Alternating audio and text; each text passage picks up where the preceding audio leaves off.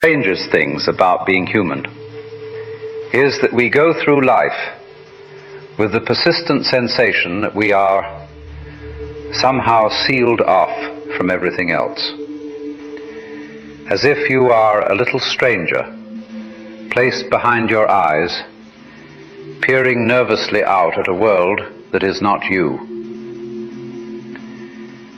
And this is extraordinarily amusing when you stop to think about it, because the very fellow who says, "I am separate from the universe," is himself part of the universe saying it.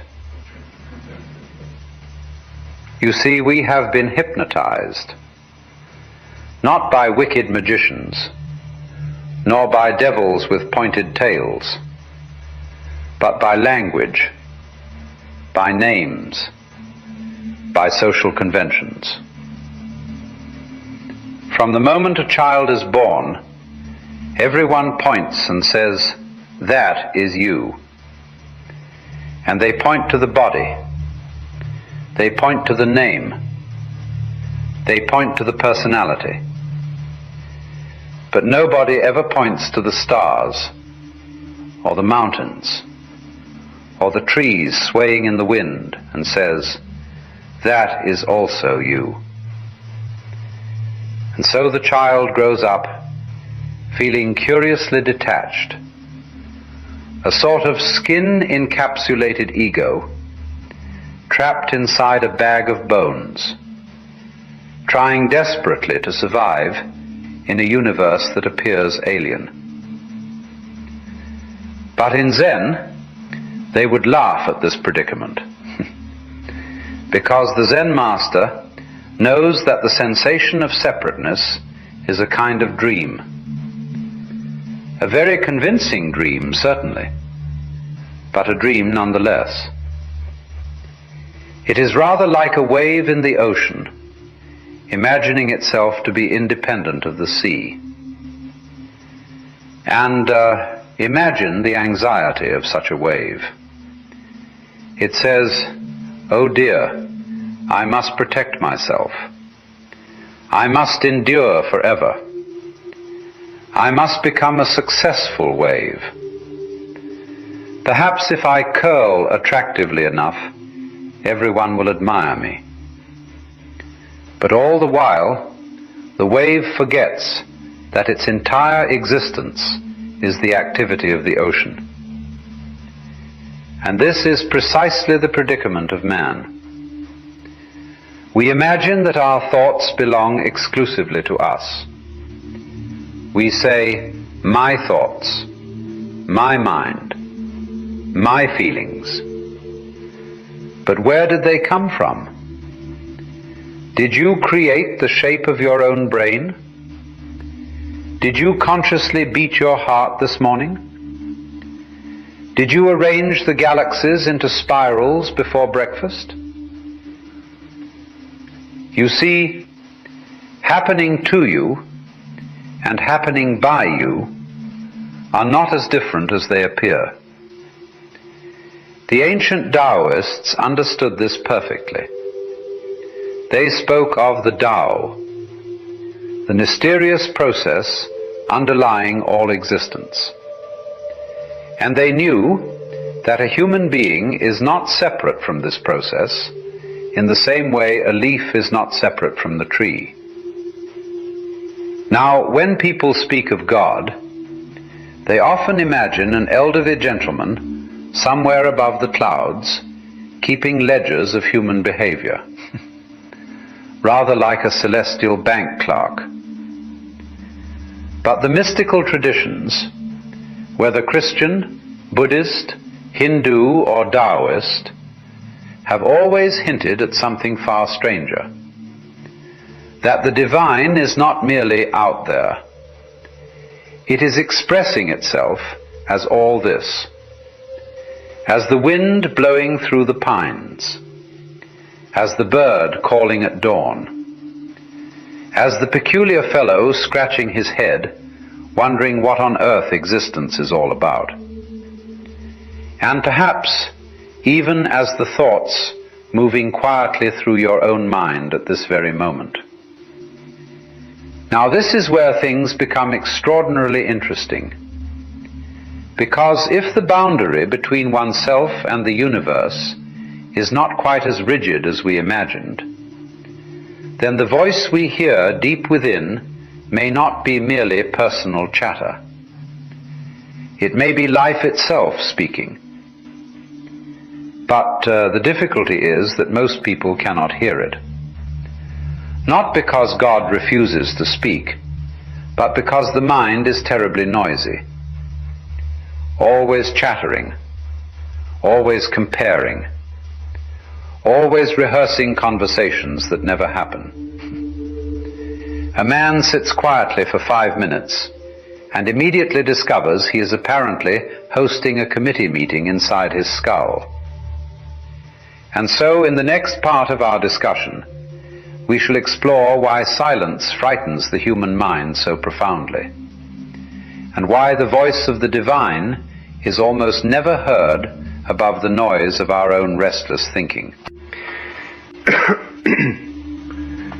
Now then, if you were to tell an ordinary person, sit perfectly still for 1 hour and do absolutely nothing, they would regard this as a form of punishment almost medieval in character. Because the modern man, and indeed man throughout most ages, is deeply uncomfortable with silence. He says he desires peace of mind, but the moment peace begins to arrive, he becomes somewhat suspicious of it. You see, we have become addicted to noise. Not merely external noise, but inward noise. The endless monologue inside the skull, thinking, regretting, anticipating, the sort of mental scratching, like a dog endlessly chasing fleas.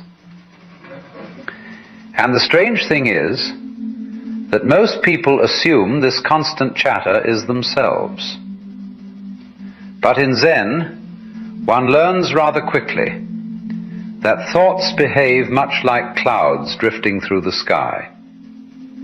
They come and go of their own accord.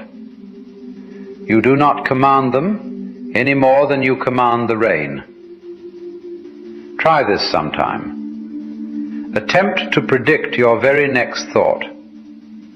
You cannot do it, because the next thought simply appears, out of nowhere. Rather mysterious, isn't it?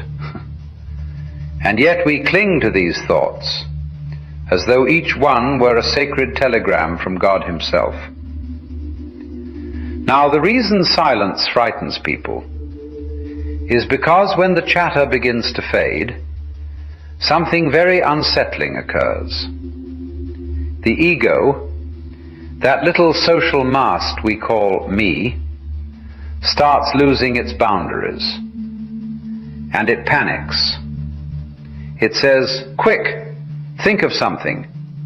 Worry about tomorrow. Replay that embarrassing conversation from 6 years ago." Anything to avoid stillness. Because in genuine silence, one begins to notice that the self is not nearly as solid as previously imagined. There is simply awareness, sounds happening, thoughts happening, life is happening, and no separate little manager controlling the whole affair. This is why meditation is so misunderstood. People imagine meditation is concentration, or some kind of grim determination, squeezing the mind into submission like a strict schoolmaster. But that is not meditation at all. That is warfare. True meditation is more like listening. Listening without demanding. Listening without forcing. Listening without insisting the universe explain itself immediately. A Zen master once said, You cannot muddy the water and expect it to clear by stirring it up with your hands. You do it by leaving it alone. And gradually it settles. Now here is the extraordinary thing. When the mind becomes quiet, even for a brief moment, one begins to notice subtleties that were always present. A strange intuition, a sudden clarity, an insight arriving whole without effort. And many people describe these moments as though something beyond themselves had spoken. Not necessarily in words, because God rarely shouts. That is one of the great misunderstandings. People expect divine revelation to resemble thunderbolts and trumpets, and voices pouring from the heavens saying, "Harold, take the third left turn." But the deeper traditions always understood that the divine communicates far more delicately than that, like a whisper beneath thought, like a current beneath the waves. The Taoists compared it to water. Water does not argue. It does not force. Yet over time it shapes mountains. And perhaps the voice within us works similarly. Very soft, very patient, easily drowned out by anxiety and compulsive thinking. This is why solitude frightens so many people throughout history. Because once distraction disappears, one comes face to face with the great unanswered mystery of existence itself. And that can feel dizzying. One suddenly realizes that beneath all the roles, all the ambitions, all the social performances, one does not entirely know who or what one truly is. But Zen says this is not a problem. It is the beginning. Because the moment you stop clinging to fixed definitions of yourself, the universe becomes free to speak in ways you had never previously noticed. And this brings us naturally to something extraordinarily powerful: the role of words themselves. And before I continue this lecture, I want to share with you all this insight about the power of words.